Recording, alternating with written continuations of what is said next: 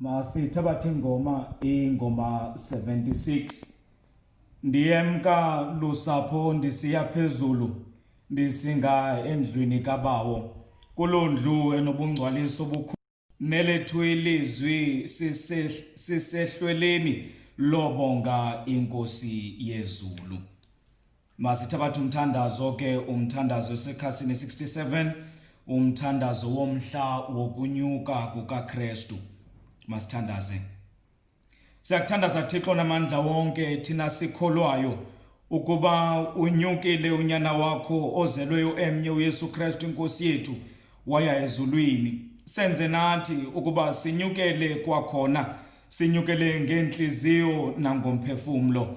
Senze ukuba simane ukuhlala nalowo ohleliyo elawula ngobukhosi nawe nomoya oyingcwele wena Thixo mnye ngoku nangunaphakade. Amen. Masithandaze. Bawethu sezulwini maliphathe ngobungcwele igama lakho, kumkani bakho mabufike intando yakho mayenziwe emhlabeni njengokuba isenziwe ezulwini. Mawusiphe namhlanje isonka semihla ngemihle, sixolele izono zethu njengokuba nathi sixolela abo basonayo. Ngasingeniseke endweni sisindise ngohlakalweni, ngokuba ubukumkani bobo bakho namandla engawakho nobungcwalisa bobakho kude kube ngunaphakade. Amen. Masifumane ilizwi lethu ke elizawuba linye, silifumana kwincwadi yezenzo xa sikule nkonzo yonyuko. Incwadi yezenzo zabapostile isahluko sokuqala. Siyafunda ke ukusuka kumqolo wesithandathu siyoma kumqolo we-11. The Acts of the Apostles, we read from verse 6. In the first chapter, we read from verse 6 up until verse 11. Umbhalo obhalwe ngokuqinileyo, isihloko sendaba sithi unyuko lukaYesu.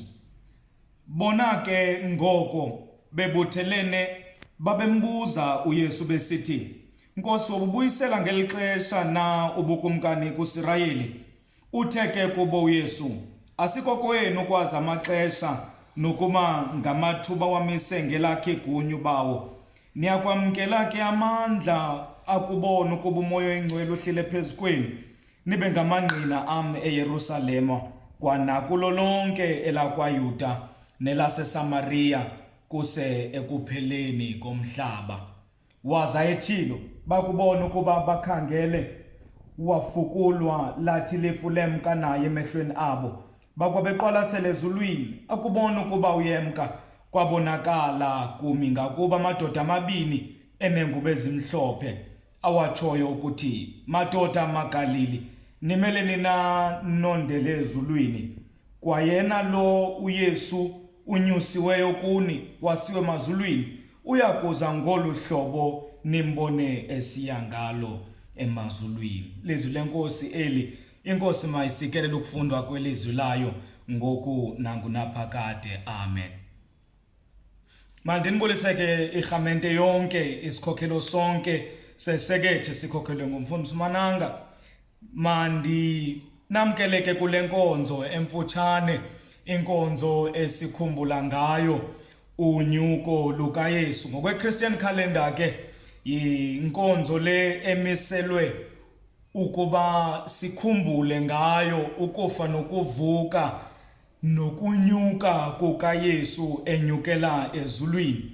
Siyawukhumbula xa uMaria ethi uyamphatha okanye uyamthinta uYesu, waphendula uYesu wathi kuye, ungandichukumisi ngokuba andikayi kubawo. Lapha ke commemorate, it is where we reflect and remember uYesu ethathwa ilifu enyukela ezulwini. Ngesingesi ke this service is called the Ascension Day or Ascension Service, and it is taken from esisiganeko that happens on this day where Jesus ascends to heaven. To ascend being the complete different or opposite from descend. When you descend sube kuyiwenzansi, and when you ascend kukunyuka. And so inkonzo lesikuyo inkonzo yonyuko lukaYesu. It is when we remember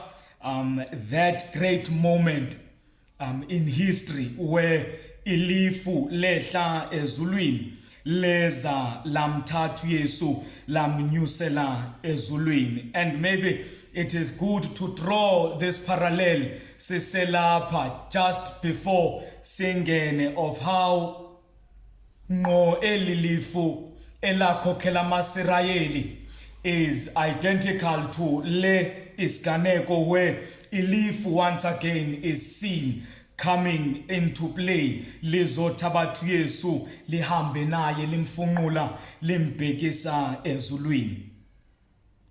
Izinto ke njengesiqhelo endinqwenela uba sireflecte kuzo zezinto nje ezintathu isingeza ukushumayela ncam, but just to reflect on iscripture lesi esisifundileyo esisibhalo.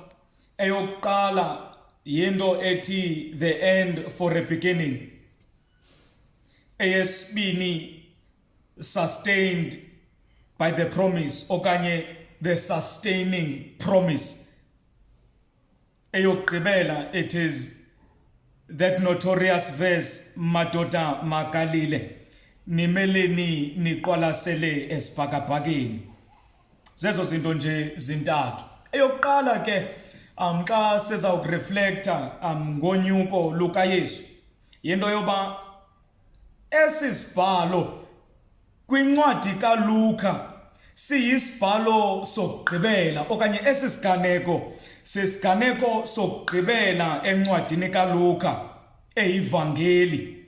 Kodwa kwincwadi yegospel yezenzo zabapostile uyafumanisa ukuba sisiganeko sokuqala. So in the gospel according to Saint Luke, the ascension of Jesus is the last chapter. It is the end in the book of Saint Luke, which is the gospel. But when you look at the book of Acts, you find ukuthi it is actually the beginning. So every end that one encounters, for every end and everything that seems to be the very last, we need to note and notice that it is actually a beginning of something else. And in this case, xa uYesu uyibeka ngohlobo lokuthi uyiqonde kwincwadi kaLuke, uyibeka ngohlobo lokuthi uyiqonde ukuba kulungile ukuba amke yena, because ekumkeni kwakhe uYesu into ezawukwenzeka uzawubanxusela yena kuyiso sezulwini ukuba athumele umoya ongcwele. Now, without this end yokushiywa nguYesu, the beginning yokufika kukamoya ongcwele uthi uYesu is not going to be able to come.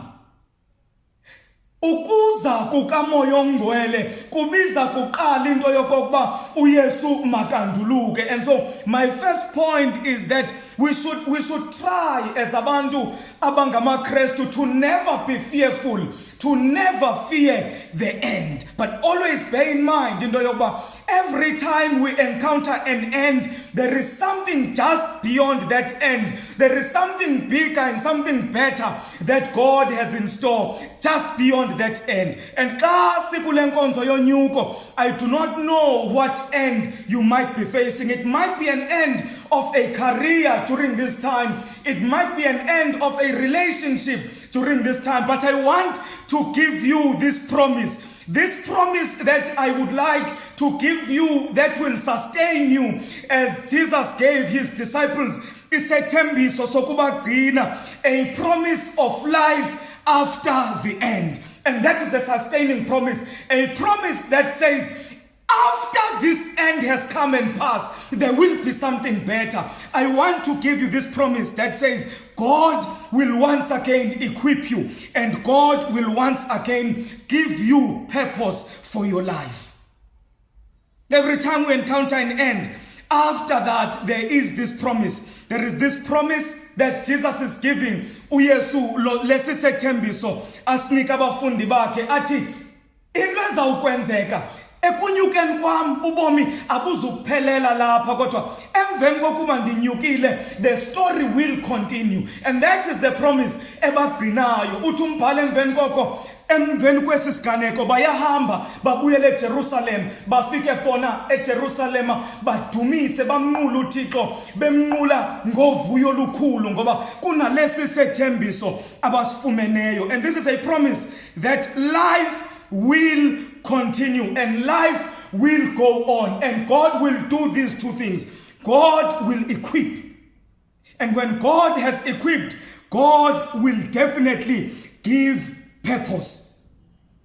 And that is what I am giving you as a promise, that God will indeed equip, and that God will once again give direction. And this is the direction that God is saying he will give. He says, uyakubaxhobisa ngomoya omngcwele, emveni koko abanike a purpose once again, eyokuba bayoshumayela izindaba ezilungileyo. Unjalo ke uNkulunkulu wethu, umuntu akamjuleli nje enzulwini, uyamxhobisa uThixo umuntu ngomoya wakhe ongcwele. uThixo uyampha izinto esogqiba amthumele emsebenzini wokwenza umsebenzi wakhe. And isixhobo esisona sona esisinikwa nguThixo sisixhobo sikamoya ongcwele oyakuzalisa ze sithi xa simfumene siphume siyokwenza umsebenzi wokushumayela izindaba ezilungileyo. But that is what sustains umuntu ongumKristu, the promise that after this end that I encounter as a person, after this tough time that I am going through as a person, when this end has come and gone, there will definitely be something better just beyond the line of the end. But the end is definitely necessary. Now, what sustains umuntu ongumKristu through that time of end is definitely the promise of life thereafter.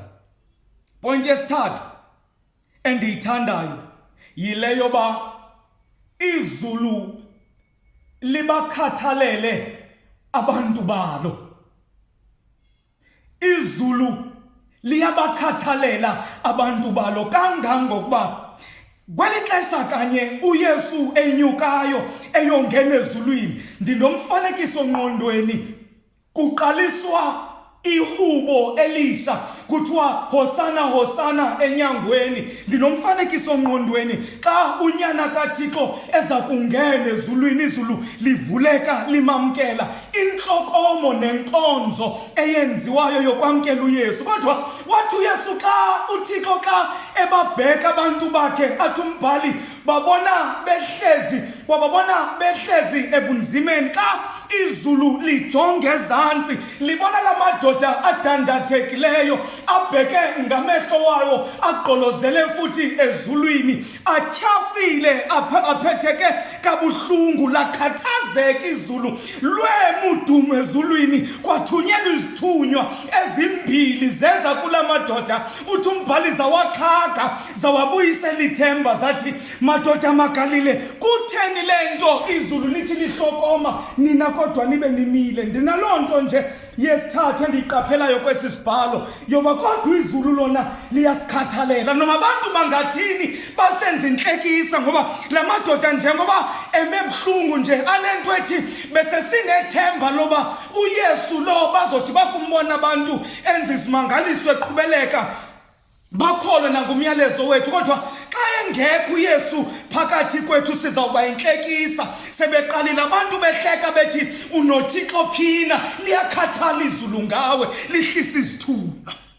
Athi umfundisi uMananga xa ithetha ngale nto, ubomi ke buyiloo nto yokuba phakathi kobunzima namarhamncwe entlango ukwaphakathi kodwa kwezithunywa zezulu zimane zikulungisela. Ndiyayiqaphela ke loo nto rhamente xa sawuthandaza yoba ngexesha lokudandatheka, ngexesha le-disappointment kula madoda, kuyixesha lokungena kukaYesu ezulwini liyema izulu. Lathumela amadoda amabili ayizithunywa asondela kula madoda azobathuthuzela. Ngiyawuthanda umbuzo obuzwa ila madoda athi nimeleni. It is as if ndinomfanekiso nje ndinengcingane ethi athi la madoda kula madoda, la madoda asezulwini athi kula madoda asemhlabeni, izulu liqhubeka nje nomsebenzi kaThixo, kutheni le nto nina nimile engathi thakakho ngomso? Kutheni lento nimile ngathi aninamsebenzi ofuna ukwenziwa, engathi aninamsebenzi aninanto inizelayo.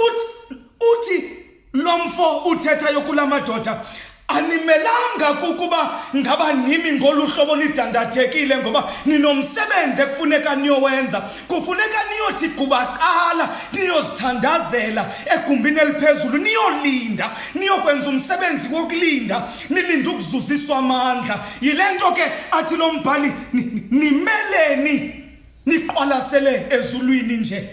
Athe sogqiba athi kubo, lo Yesu omkayo phambi kwenu uyakubuya buye njengoko emkile phambi kwenu. And that emphasizes the homework kubo, ngoba bayazi into yokokuba njengoba uYesu emke phakathi kwabo eyinkosi nomsindisi nomthetheleli, ekubuyeni kwakhe uzawubuye ngumgwebi.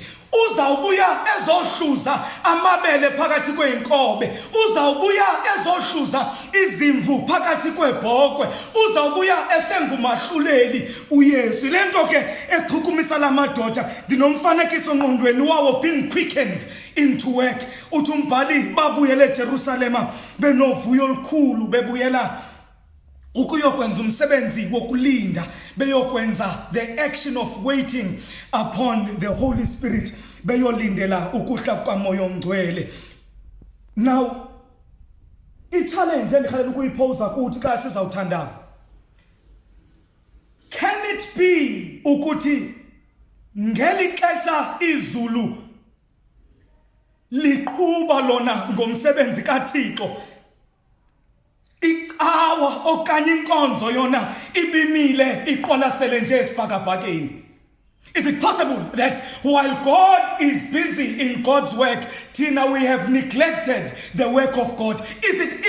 Is that possible? Ndikhalela ukuthi kube umbuzo umuntu ngamnye azibuza wona, aziphendulele wona ukuthi ngeli xesha izulu liqhuba nomsebenzi kaThixo, ngeli xesha izulu liqhuba nokwenza izinto ezifuna ukwenziwa, kungenzekana ukuthi wena njengomKristu you are not in sync with God in God's work, but umile uqwalasele nje ezulwini, umile ngezinto ezingenamsebenzi walutho, uzichithela ixesha ngento engezukukusa ndawo. You are merely gazing upon abantu abaqhubayo nomsebenzi kaThixo. And I'd like to say, izingelosi zive zithi kuwe, madoda magalile, nimeleni. You do not have the time to waste. This is the hour actually to work. Is it possible? Could it be ukuba ngeli xesha amazulu eqhubeka, ngoba abantu ezulwini uthi umbhali bahlabelela bona ubusuku nemini bethi uyingcwele uyingcwele uyingcwele Jehova Thixo wemikhosi? Kungenzekana ukuthi you have stopped doing that worship, you have stopped enhlizweni yakho doing the spiritual worship, and you have stopped emzimbeni wakho doing the works which John Wesley calls doing good. Is it possible? And if it is ever possible, ndiyanqwena ukuba emva kwale nkonzo yokunyuka kukaYesu, be quickened to work again. Be reminded ukuthi uyabuya uYesu. Ngolu hlobo simbone mkangalo, uyakuphinda futhi abuye uYesu, kodwa ekubuyeni kwakhe uyabuya ezolanda ibandla lakhe. And so may these words quicken us to work, and may these words inspire us to stop gazing into nothing, to stop gazing into thin air.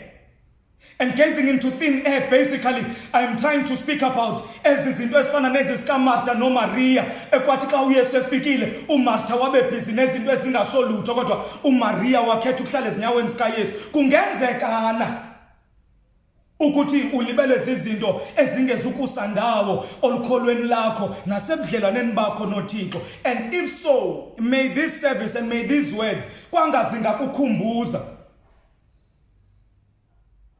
ukuthi sinomsebenzi esimele kuwenza. We have the poor we need to feed. We have the hungry we need to take care of. We have the weeping of whom we need to wipe tears. We have the broken whom we need to heal. and uNkulunkulu uzawusipha umoya ongcwele. Phofu uNkulunkulu nguye umomelezi wethu ekwenzeni umsebenzi wothumo. Mawasigcineke lamazwi asigcine asilondoloze ubawo phakathi kwelithuba naphakathi kobubomi sibudlayo. Simaneke sizigcina siphephile, simane ukuzigcina sibahle. Inkosi ingumncedi wethu ngoYesu Kristu inkosi yethu. Amen. Masithandaze. Ekugcineni lenkosi sibulela Thixo wethu ngale nkonzo, ngaleli thuba Nkosi osiphe lona.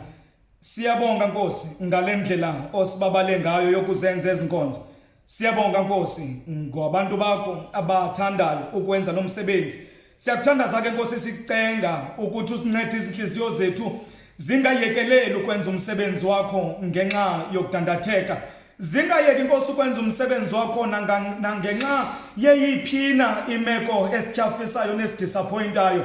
Kodwa kuze kuthi Nkosi kukho konke ukudisappointeka kwethu nakukho konke Nkosi ukufika kwethu to ama dead end, sihlale sikhumbula ukuthi ngaphesheya komgca naphesheya Nkosi komgca weziphelo bukhona ubomi ngaphesheya. Nkosi sigcineke lesi sethembiso sakho sobomi ezinhlizweni zethu, sisincede kobubomi sibudlayo. Sithandazela Nkosi bonke abantu bakho abasebenzayo ngelithuba lokudlula kwecorona, kwesisifo Nkosi silubhubhane. Siyababeka Nkosi esandleni sakho, sisithi bagcine ubaphathe ubaphakamise. Sithandazela Nkosi irhamente yakho yonke semhlabeni nakumbi irhamente yaseGcuwa. Sisithi Nkosi iphathe uyilawule ngomoya wakho ingcwele. Sigcine Nkosi siphephile size sibuye sibonane. Kanjalo umusa weNkosi yethu Jesu nothando lukaNkulunkulu nobudlelwane bukamoya oyingcwele mabusigcine busilondoloze manje size sibuye sibonane. Amen.